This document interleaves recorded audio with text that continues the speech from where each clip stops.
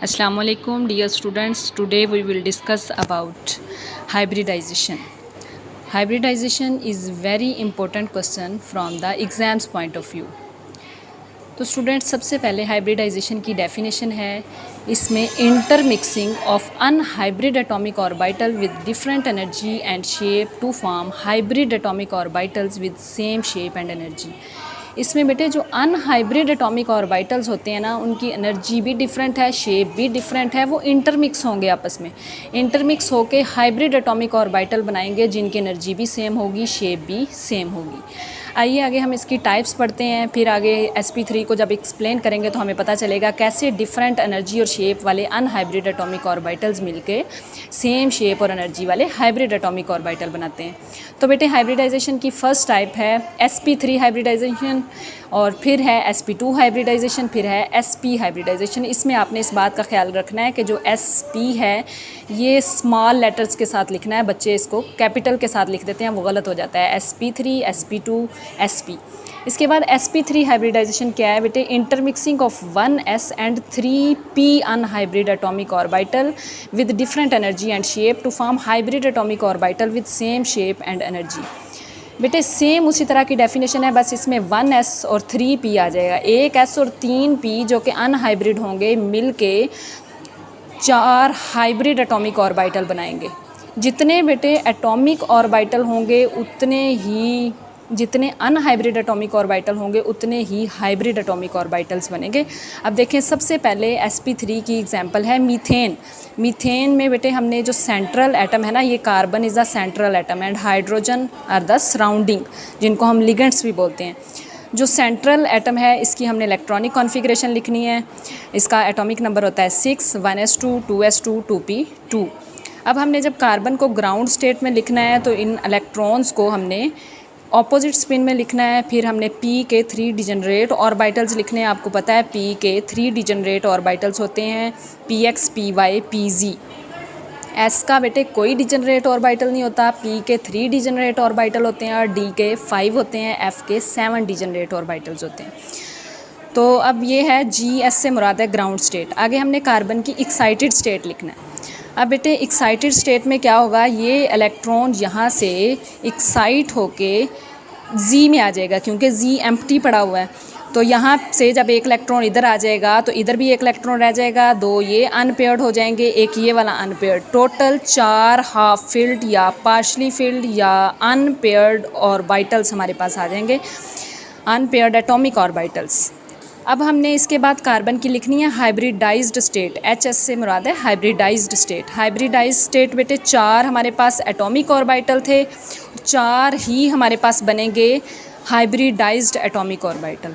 अब हम देखते हैं आगे इनकी शेप्स कैसे बनती हैं और हम इनकी कैसे अनहाइब्रिड एटॉमिक ऑर्बिटल को इंटरमिक्स करके हाइब्रिड एटॉमिक ऑर्बिटल्स बनाते हैं। अब ये देखें बेटे, आपके पास थे 4 अनहाइब्रिड, एक था 2s1। अब इसको नहीं आपने लेना, ये तो कम्प्लीटली फिल्ड है ना।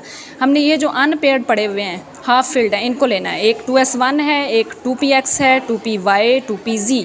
इन चारों की हमने शेप्स बनानी है बेटे। जो s वाला है इसकी शेप होती है सफीरिकल या राउंड। 2px जो है, तीनों p की जो होगी वो डम्बेल शेप होगी, ठीक है। 2px 2py 2pz। अब हमने पहले इनके एक्सिस बना लेने हैं। एक्स एक्सिस के ऊपर जब लोब बनाएंगे तो ये 2px की शेप बन जाएगी, जब वाई एक्सिस पे लोब बनाएंगे तो 2py की, जब z एक्सिस पे लोब बना देंगे तो 2pz की शेप बन जाएगी। इस तरह से हमने चारों अनहाइब्रिड एटॉमिक ऑर्बिटल्स की शेप्स ड्रा कर ली हैं। इन चारों की आप देख रहे हो बेटे, शेप भी डिफरेंट है और इनकी एनर्जी भी डिफरेंट होगी। अब इन चारों ने, अब देखें इनके नीचे लिखा हुआ unhybridised atomic orbitals with different shape and different energy. इन्होंने इंटरमिक्स होके हाइब्रिडाइज्ड एटॉमिक ऑर्बिटल्स बनाने हैं। अब ये बेटे s तीनों p के साथ मिलेगा, ये सारे आपस में इंटरमिक्स होके 4 हमारे पास अनहाइब्रिड है ना, 4 ही हाइब्रिड बनेंगे। जितने अनहाइब्रिड होते हैं उतने ही हाइब्रिड बनते हैं। अब बेटे देखें, एक ये हमारे पास sp3 बना है, जब 3p और 1s मिला, इसी तरह अगले में भी 3p 1s मिला, इस तरह मिल के ये 4 हाइब्रिड एटॉमिक ऑर्बिटल बना देते हैं। हर हाइब्रिड ऑर्बिटल को हम कहते हैं sp3। चार हैं तो चारों को sp3 sp3 sp3 sp3। अब आप ये देख रहे हो ये हाइब्रिडाइज्ड एटॉमिक ऑर्बिटल हैं जिनकी एनर्जी भी सेम है और शेप भी इनकी सेम होगी। यहाँ पे एनर्जी और शेप दोनों डिफरेंट थी और ये चारों अनहाइब्रिडाइज थे। यहाँ पे एनर्जी और शेप सेम हो गई हैं और ये चारों के चारों हाइब्रिडाइज्ड हैं। अब बेटे हमने इन चारों को इकट्ठा करके लिख देना है। ये किसके हाइब्रिडाइज्ड ऑर्बिटल हैं? कार्बन के। कार्बन को हमने रख लेना है सेंटर में और ये हमने ये जो बनाया था इसको हमने सबसे ऊपर यहाँ पे ड्रा कर लिया, ये इसकी छोटी लोब है। फिर हमने दूसरे वाला कर लिया, ये इसके साथ इसकी छोटी लोब है, ये वाला, फिर ये इस तरह इनको सबको इकट्ठा कर लिया। अब बेटे हर ऑर्बिटल हमारे पास sp3 है तो सब के अंदर हमने लिख लिया sp3। अब बेटे ऐसा क्यों होता है कि एक साइड की लोब बड़ी हो जाती है दूसरी छोटी हो जाती है? क्योंकि जब s जो है वो p के साथ मिलेगा, एक साइड पे आके मिलेगा तो वो वाली साइड बड़ी हो जाएगी, दूसरी साइड छोटी हो जाएगी। तो ये छोटी वाली जो लॉब्स होती हैं जब इनको हम इकट्ठा करते हैं तो ये बड़े वाली लॉब्स के पीछे आ जाती हैं। इस वजह से इनको इग्नोर कर दिया जाता है। जब इस तरह से हम स्ट्रक्चर लिखते हैं सिर्फ जो बड़ी वाली लॉब्स होती हैं उनको लिख देते हैं, छोटे वाली को इग्नोर कर देते हैं क्योंकि वो बड़ी वाली के पीछे आ जाती हैं। अब ये बेटे हमने 4 हाइब्रिडाइज्ड एटॉमिक ऑर्बिटल कार्बन के बना लिए हैं। तो अब बेटे हमने मीथेन के स्ट्रक्चर में पढ़ा है कि कार्बन के साथ 4 हाइड्रोजन अटैच होती हैं। जब हम कार्बन का स्ट्रक्चर बना लें उसके बाद हर sp3 के साथ एक हाइड्रोजन अटैच हो जानी है। इस तरह चारों हाइड्रोजन जो हैं वो sp3 के साथ अटैच हो जाएंगी और हर हाइड्रोजन जो है वो sp3 के साथ सिग्मा बॉन्ड बना रही है। एक सिग्मा बॉन्ड ये बन रहा है, एक ये बन रहा है, एक ये बन रहा है, एक ये। सिग्मा बॉन्ड को हम हेड टू हेड ओवरलैपिंग या इसको हम लीनियर ओवरलैपिंग भी कहते हैं। तो यहाँ पे बेटे मीथेन में 4 सिग्मा बॉन्ड बनते हैं जबकि इसमें पाई बॉन्ड कोई भी नहीं होता।